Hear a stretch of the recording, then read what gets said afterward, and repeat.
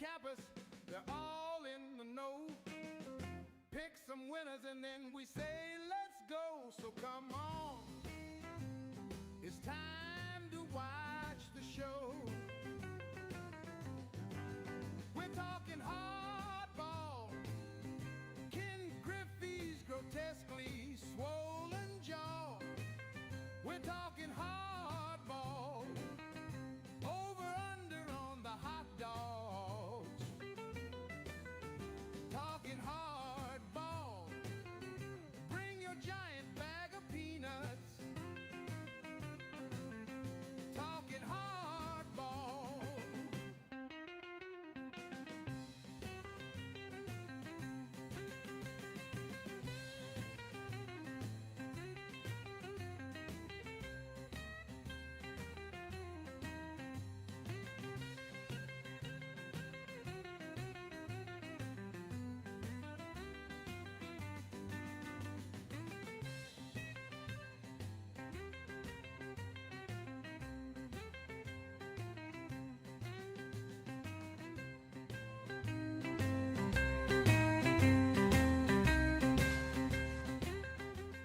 Welcome into the latest edition of Betting Weekly Hardball. I'm Doug Kezirian, joined by professional bettor and handicapper Chris Macero, who's rocking the Celtics green on this pivotal Game 6, I guess do or die Game 6. But we're talking baseball here on Betting Weekly Hardball. It's all part of the Bet Rivers Network. It's a brand new show that launched 2 weeks ago, essentially. We are wrapping up the second week of this Betting Weekly Hardball every single weekday at 2 p.m. Eastern, 11 a.m. Pacific.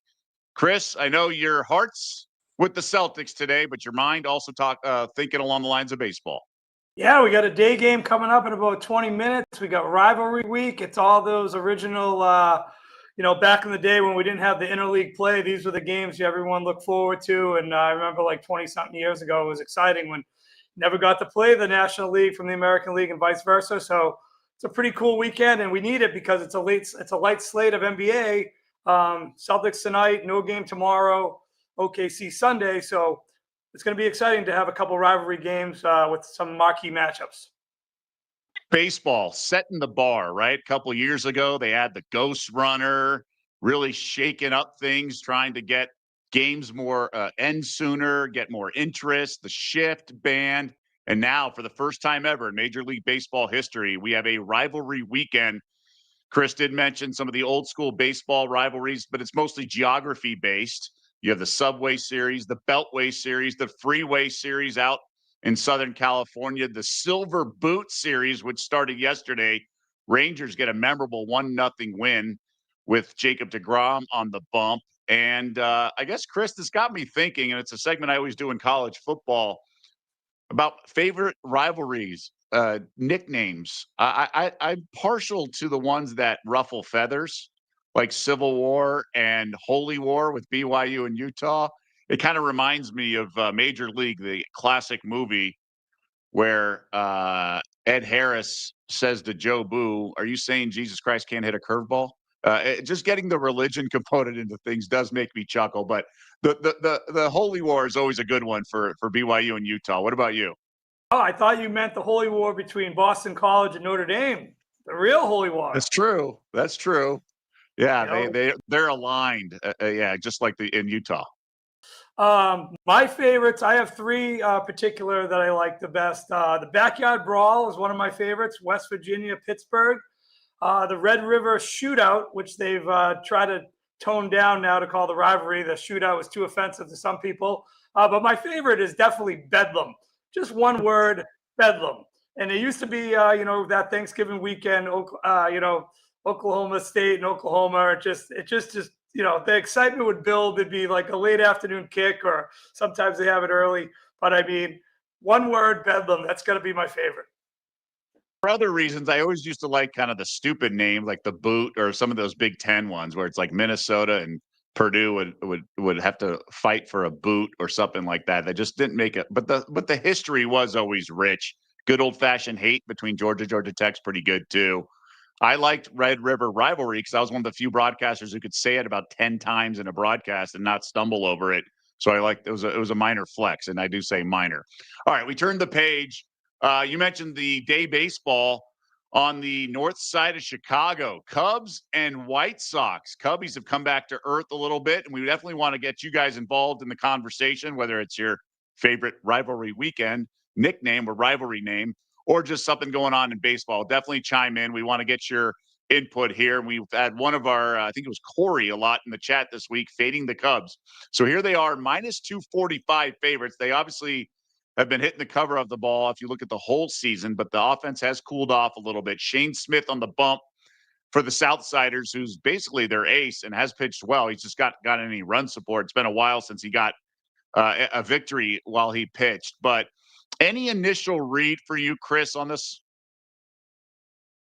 Well, I used to always have a little joke with a mutual friend of ours, Charlie Moynihan. We'd always say, wow, it's tough for a day game after a night game for these players. It's a lot tougher for the fans. You know, you can go to the game all day, stay out till 4, and then you have to get up and go to the next day game at 11 a.m. or 12 on a Saturday. This game, interesting to me. I know the total is a little high, but I actually played a couple small units, very small. I played first 5 innings because I like this Shane Smith. He's got top 10 in the ERA, 2.08. He's pitched really well. He doesn't go too deep into the game. So I'm going to look at the first 5. I'm going to play the White Sox plus a half a run. That was minus 105. I'm also going to take another small unit play on the White Sox plus 132 the first 5. And I know that the wind might be blowing out, but this seems like a pretty high total for the first 5, 6. So I'm going to go under the 6, 3 small unit plays. Like you mentioned, the Cubs have not been hitting well lately. They're 3-5 their last 8. They've only scored 24 runs their last 7.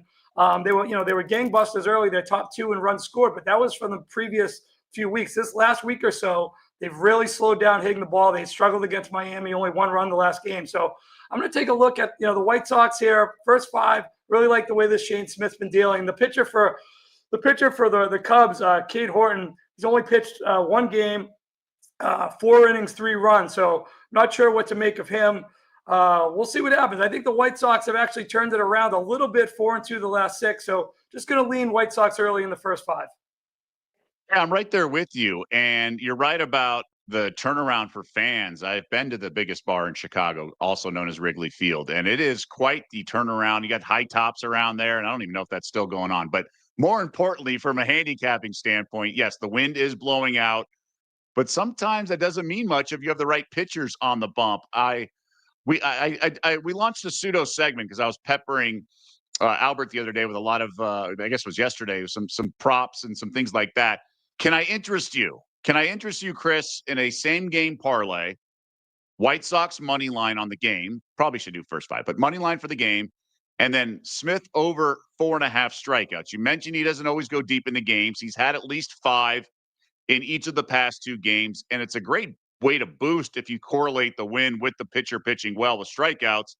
So White Sox on the money line, as you can see, is plus 185. But if you add the Smith boost, if you will, the prop is plus 375. Can I interest you in that same game parlay?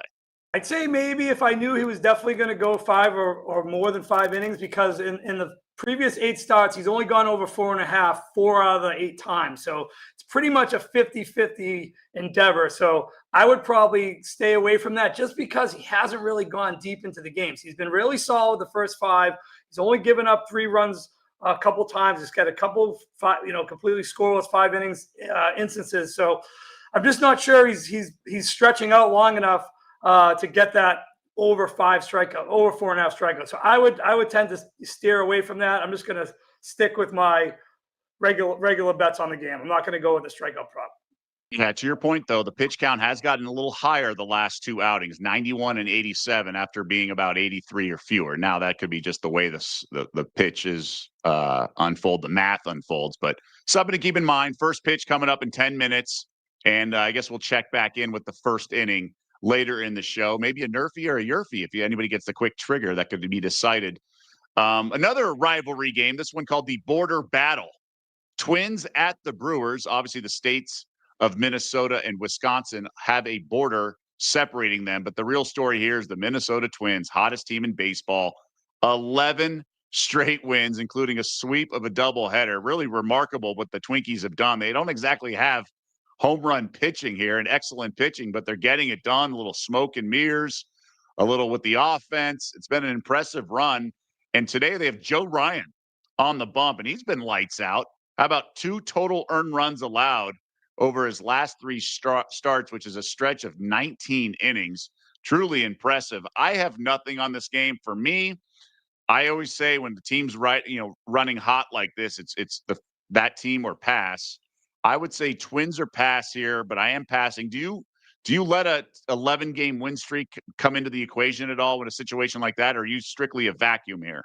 I've been riding Minnesota. I haven't bet them obviously all 11 games, but I've had them multiple times during the streak. I also have, luckily, I played a couple most wins in May tickets last month at Circa, and I had Minnesota at 61-1. I was putting the ticket in, and the teller actually goes, "I hope you hit that ticket." I'm a Twins fan. I go, the reason I'm playing it is if you looked at their schedule, it's just predominantly, teams in their division, which is actually one of the hottest divisions in baseball now. But and they had the Orioles on there, and the Orioles just haven't been the same. The only question I have about this game is that they did just sweep Baltimore, so they got 3 wins there. So, but before that, Minnesota was only 6-14 on the road. So this might be a spot where you could kind of fade them going into Milwaukee after the big, they played, Minnesota played yesterday. They got to travel. But you said that's a pretty hot pitching stat on Ryan. So I'm probably going to just stay away from this game. I'm rooting for Minnesota because I do have that win ticket. It's at 61-1. So maybe not a crazy big bet, but something obviously you'd want to have in the mix come the end of the month. But I mean, what a run. You're right. What a run by Minnesota. But right on their heels, Cleveland's been playing well, and Kansas City's been on a pretty good run themselves. So they make fun of these low budget markets in both American and National League Central. But hey, last year, 3 teams from the American League Central made the playoffs. So it's just, Duke, they spend all the big money. They spend it in Boston, New York, and, the coastal cities. The teams in the Central are just doing just as good, and they're having some pretty solid records, especially in the month of May. So let's say your numbers and you crunched it and you like the matchup and you like the Brewers. Let's say you saw value on the Brewers, but the Twins have won 11 in a row. Do you let that factor into your handicap and maybe give you pause when a team is hit going hot, or you just say, hey, it's just a hot streak, nothing to worry about? 100%. Baseball and hockey, very streaky. I like to if you can find a team that's won 3 in a row and you happen to bet them the first 2 games, you got to take them to that team loses, regardless of who they play, what the line is, where the game's being played, because you see it year after year in baseball. Teams rip off 10 wins in a row, 13 wins in a row. Even last year, remember Oakland hit they were so bad early, and I think they rattled off 7 in a row. So it's just a game of streaks. It's just the way it is. It's just a long season, and these little different spots, they happen, and you can make a fortune if you just happen to catch the right streak and ride it all the way through. And a lot of the times, the team is a team that's an underachieving team at the beginning that you would never think they were going to go on that run. So you're getting some plus prices throughout that process. So yeah, I would definitely take pause on a team going up against a team that's won 11 in a row. I would not be on Milwaukee. I'm not on Milwaukee today. I tend to like to only bet a team that's won the day before. It's very rarely that I'll be on a team that loses unless the situation presents itself, which is something that's going to happen a little bit later in the show when we bring up the A's San Francisco game. Yeah, pitchers are something that can change that. But that's interesting. I agree with you. If a team's running hot, there's a vibe in the locker room. Baseball's a peak and valley season, and I do like betting, and I'm very careful to bet into a team on a roll, especially 11 straight wins. And I mentioned, when you're playing the contrarian, you can only be right once. You can be wrong a bunch of times. So trying to get cute will definitely backfire in the long run. Hey, we just want to remind you to sign up for the newsletter at bettingweeklystudios.com for weekly betting tips and the entire newsletter. A lot of good information in there across all sports. And we want to encourage you to tear into the action with Bet Rivers prop packs. Place a same game parlay of at least $10 on any MLB game to receive a prop pack, which can win you boosts and bonus credits. If the target score on your prop pack card hits during the game, you win the prize indicated on the card. Head to the Bet Rivers app now to tear into the action. And we mentioned that it is a rivalry weekend for the first time in Major League Baseball, but there has been instances where we've seen rivalries, and the Subway Series is one of those. We got Mets and Yankees get going today, and this is in the Bronx, and it's Juan Soto facing his former team, albeit not exactly the longest tenure in the Bronx, but he's on the Mets going against a team he turned down for his free agent contract. And these are teams that are both sort of like itching to get really hot. They've been fine, especially the Mets. They're 28 and 16. Yanks have been okay. They're above 500 in first place, all that, but they haven't really just been knocking the cover off the ball. Rodon's going for the Yanks, McGill going for the Mets. Yankees $1.48. I feel like these prices are just so high on the Yanks. Their lineup isn't that deep. I'm just not enamored with it. Just early read on the money line here or the total, Chris. Anything stick out? Well, you got Rodon, and that's a problem for the Mets because the Mets have a predominantly lefty lineup. So I was trying to find if it might be worth a bet on Rodon over a strikeout prop. But the problem is the Mets are ranked very low in the league in strikeouts. They don't strike out that much. They're not one of the higher strikeout teams like say Boston. So I steered away from that.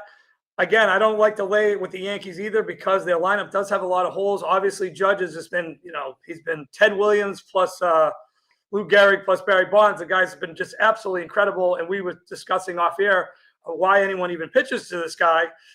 If it was me, if I was the Mets manager, I'd be walking Judge almost every single time, or just almost not intentional walking him, kind of like the Barry Bonds treatment back in the mid 2000s. I mean, this guy he's just a one-man wrecking machine, and I don't understand why they keep pitching to him at all. So I know you were thinking about a prop that caught my attention that makes a lot of sense.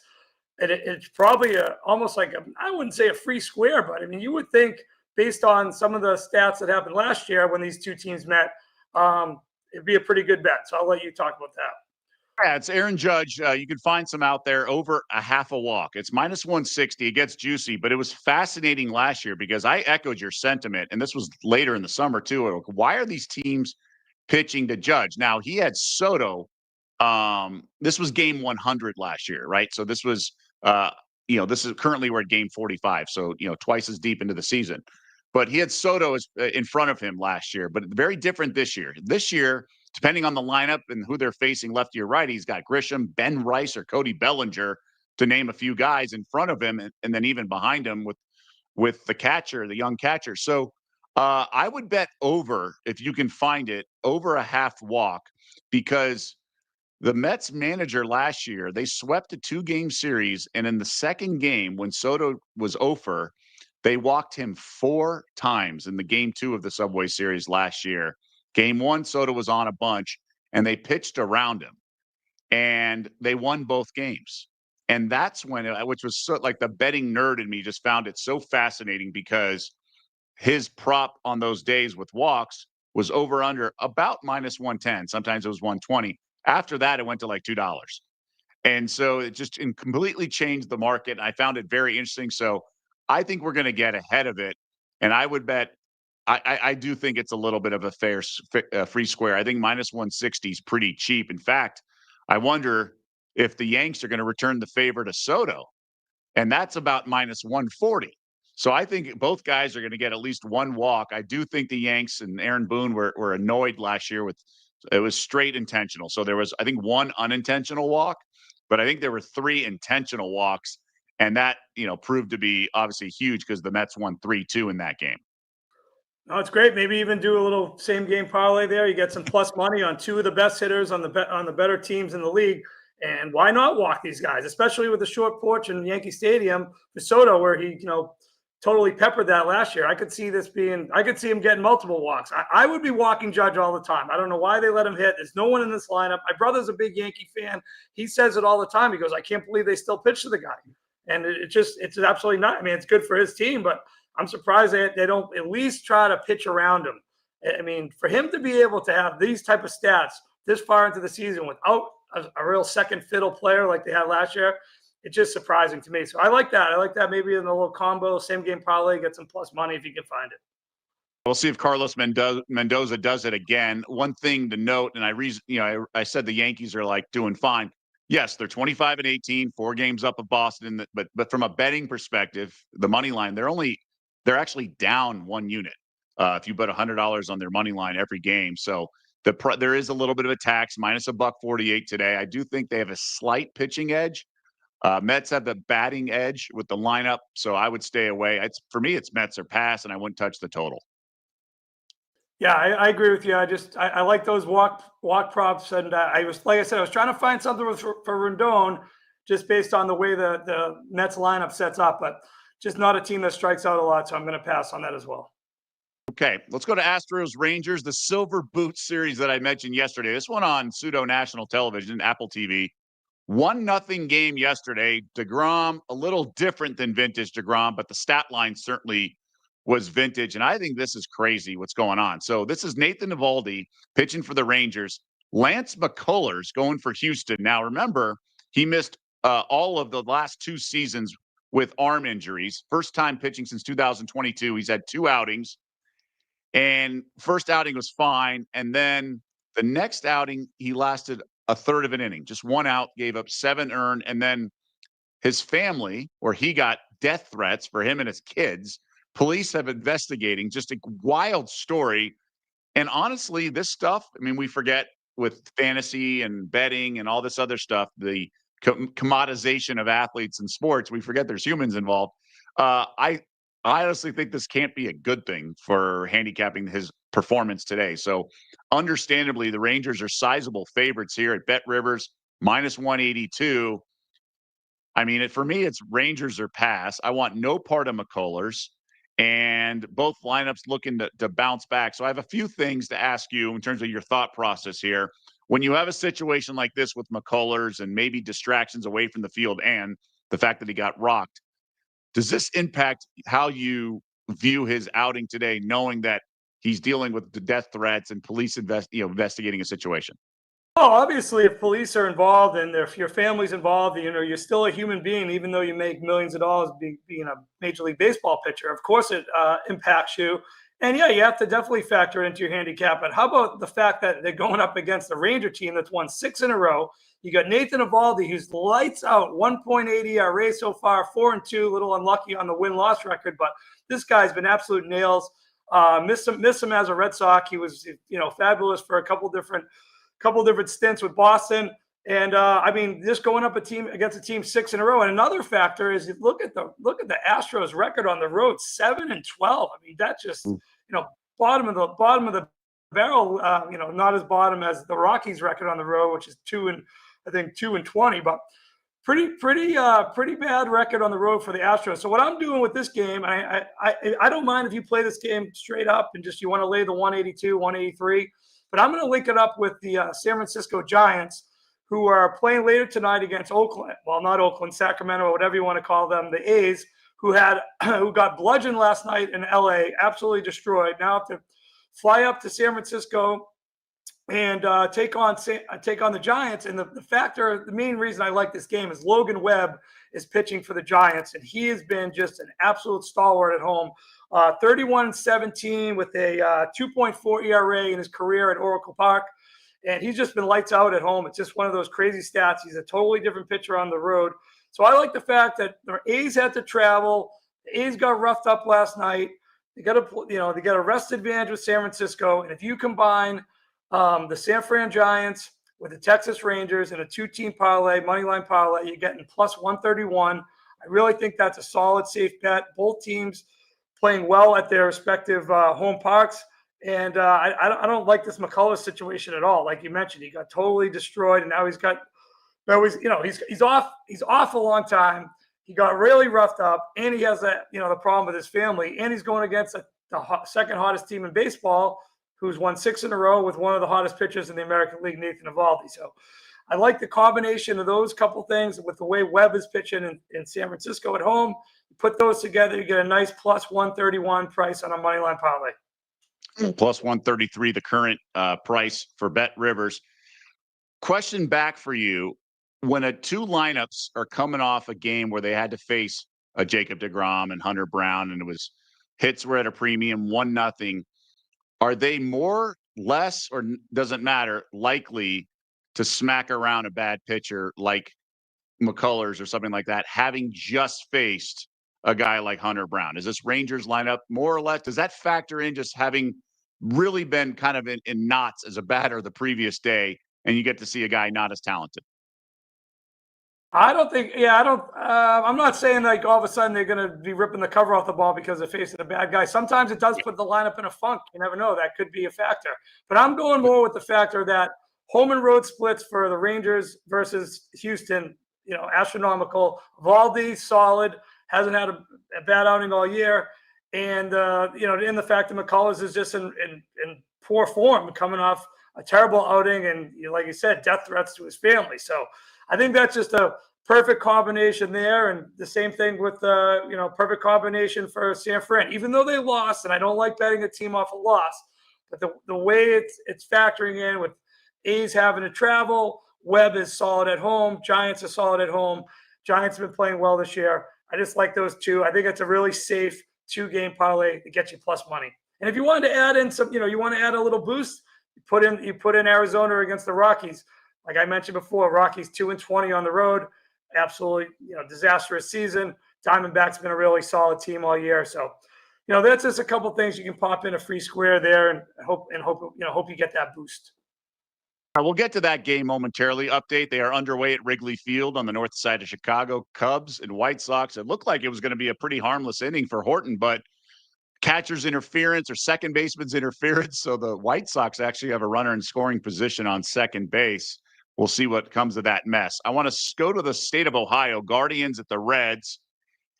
Cleveland obviously playing some good baseball. Pretty surprising start, all things considered. And you mentioned the division earlier when talking about the Twins. You like a total in this game. It's Bybee against Singer.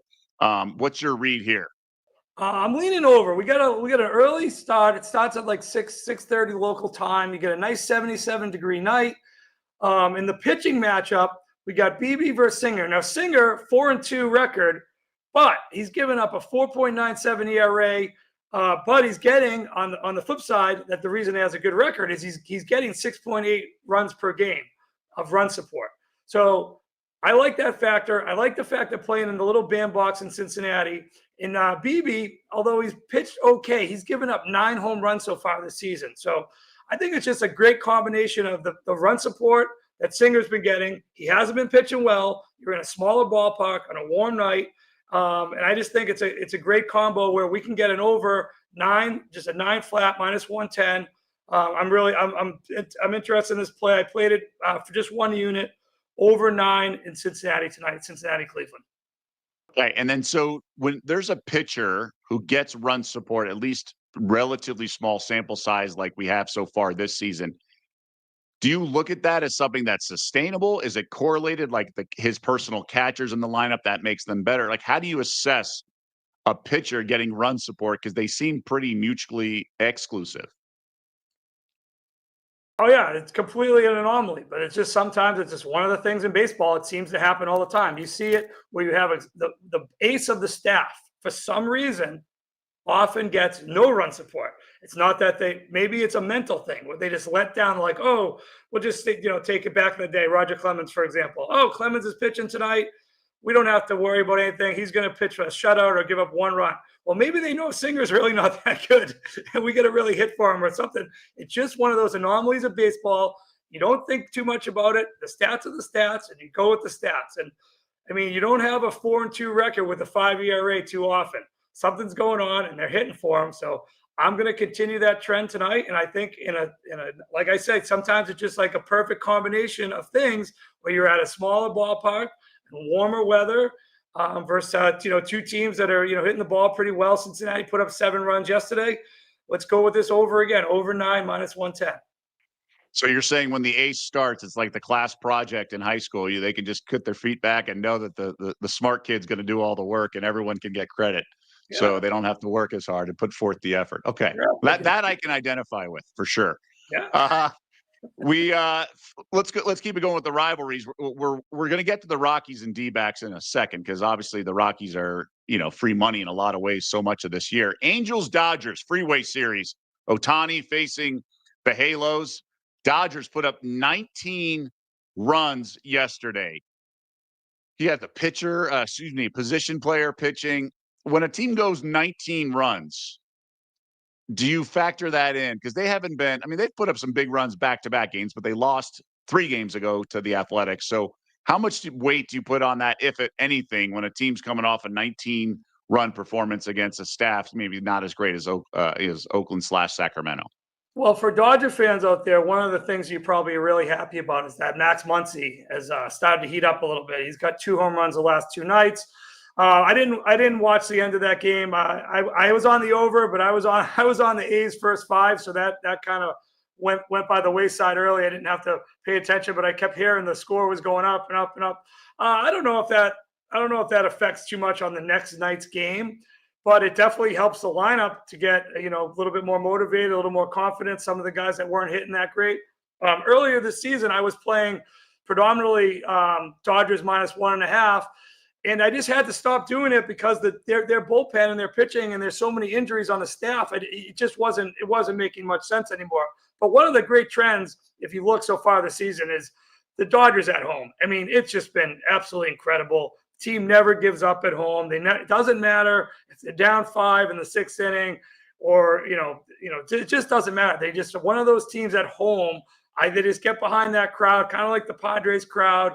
They're 17-4 at home. This is just a really tough spot for the Angels coming down going up the highway there. So I would be on Dodgers or pass. You might want to put them into some sort of money line parlay, because they're just pretty much unbeatable in their home park. And the Angels are what they are. They're not much of a solid team, and you can't really trust them at any point in the season. I mean, they're just. I don't know what to say about the Angels. 2 of 3 in San Diego. They just took 2 of 3 in San Diego. Yeah, that was a little bit of a wild series. I would have to admit, the meltdown by Suarez the other night was something. I was screaming at my TV. I'm like, what manager lets a closer walk a guy four straight batters, 4 walks in an inning? It was obvious he didn't have it from the first pitch. He was throwing 100, but there wasn't one pitch that was located correctly. And I couldn't believe what I was watching. So Suarez has been absolutely sensational most of the year, except for that one outing. So yeah, give credit to the Angels for battling back, down 4 runs in the 9th and winning that game, 6th spot in the 9th. Pretty impressive. So we have some runs at Wrigley Field. Miguel Vargas goes yard, 2-run shot. So even before Shane Smith takes the mound, he's going to have at least a 2-run lead. So certainly bodes well for any dog players. We talked about it a second ago, and White Sox still going. They have a runner on first, still 2 outs in that top of the first. So the Yerfie cashes, and the wind's blowing out. Maybe that aided the Vargas home run, but either way, things looking promising for Shane Smith and the Southsiders, and Smith has yet to even take the bump. We mentioned Rockies D-backs. I think we have to discuss them every single day. Money just continues to come in. This was $4 overnight. It's now $4.20 on the Snakes. Rockies plus 340 on the comeback. They did fight back in the final game of the homestand at Coors on Sunday, beat the Padres, and then they went back to their losing ways. And they are 1-11 in their last 12 games, 7-36 on the season. And of those, during that 1-11 stretch, 10 of the 11 losses have come by at least 2 runs. So the run line has been good to fade them. They've lost by at least 2 runs in 30 of those 36 losses. So now they face Corbin Burns in the desert. He's given up 2 earned total in his last 3 starts. That's 18 1/3 innings. He's been lights out. The Cy Young, style or flavor that he had a couple years ago. And we get a guy making his big league debut for the Rockies. And we had Albert and Wynn about a week ago, I think, talking about how bad the minor league system is for the Rockies. So no help on the way. He's expected to make his big league debut. He went to Miami, the U, and he was undrafted out of high school. He's got a really low, funky arm slot. So that gives me a little pause. It could just throw some of these pitchers off, or batters off. But then again, he's been touched up a little bit in the minors. So if the minors aren't thrown off by his arm slot, why would the big leaguers? But it's a hefty price, and on the run line, it's $1.95. So now the market's starting to catch up with this outlier season. You have to lay nearly $2 and a run line and the home team. You don't even get your 9th inning ups in theory. It's a little too rich for my blood to lay the $1.95 with the run line. It's like a college baseball line. I saw a 2.5, and he still had to lay money, minus 115. So, yeah, this is one of those ones where you want to put it in as a free square and, technically hope it's a free square. 2-20 on the road, pretty pathetic. I might look towards the under in the game, only due to the fact that Burns has been so lights out. He loves pitching there. And you could, like you mentioned, you got a guy with a funky arm slot that no one's seen before. They probably don't have a lot of tape on the guy. Maybe it's just like a 4-0 ho-hum game, Diamondbacks win. I'm not going to probably get involved in this game. If I'm looking to get a little boost later in the day on some other money line parlay, I might put the Diamondbacks in. But, I mean, who wants any part of the Rockies, especially on the road? They could make this line, minus 600. I'm not sure how many people will be jumping on the Rockies. So it's Diamondbacks or pass, and maybe a little lean on the under just because the question mark with this new pitcher that no one's probably seen before and the fact that Burns has just been lights out. And sometimes we put teams in parlays or games in parlays just because we want action on the game and things like that. But I would look at it because you can play with it on the app or website, just with or without the Diamondbacks. Is it really worth throwing a team on there? Because sometimes the Rockies will win once in a while. So I would look at the before and after, and if you think it's worth it, then put it in there and go for it. But it's good to play with the before and after. I guess you could also do a Corbin Burns prop. Strikeouts over at Bet Rivers, over 6.5, minus $134. If you think if you'd really just want to isolate that pathetic Rockies offense against this Arizona ace with Burns, or you can do the team total for Arizona and think they're going to get some hits, but he hasn't been lights out with strikeouts. So I'd be a little careful. He's only had over 5 strikeouts in one outing this year. So I'd be a little careful going that direction. Maybe even the under could be fun with plus money. Something to keep in mind. But, the market's starting to catch up. I guess that's my biggest takeaway. Anytime you're at minus 420, which might be the highest money line all season, then you need to kind of second guess some of this, or at least have pause before you pull the trigger. Yeah, exactly. But like you said, it's a great bit of advice just to, play around with adding the parlay in. Hey, this parlay for $100 is going to make me $200. If I put the Diamondbacks in, it's going to make me $250. Is that extra $50 worth the risk of this game? It probably is in most cases. They're going to probably win this game, 8.5 out of 10 times. So it's up to you. It's up to your risk tolerance. But I'm not many people I know are going to be on the Rockies today. I'd be staying away or just pumping in Diamondbacks in a parlay. You can always break up your parlays. Let's say you're doing $10 on a parlay involving the Diamondbacks. You can do $8 with the same legs, Diamondbacks money line, and then maybe $2 with Diamondbacks run line. If you want to get a little greedy, it's not all or nothing. You can chop it up and put the heftier payout in maybe half, $5, $5. You can split it up. So there's ways you can play around this stuff. That's the beauty of the app. You don't have to go to the counter like we have for so long out here in Vegas and things like that. You can definitely play around with it and do different versions of essentially the same parlay. And I was talking about the Shane Smith same game parlay. I could have done, third of the unit or whatever on just the White Sox, and then 2/3 with the prop of Shane Smith strikeout. So things along those lines. There's definitely ways you can chop it up and have multiple sort of angles or multiple versions of the same essentially wager. No, that's another great bit of advice. And I do that often too. It's like, this is the most secure part of the bet, the one I feel the most confident on.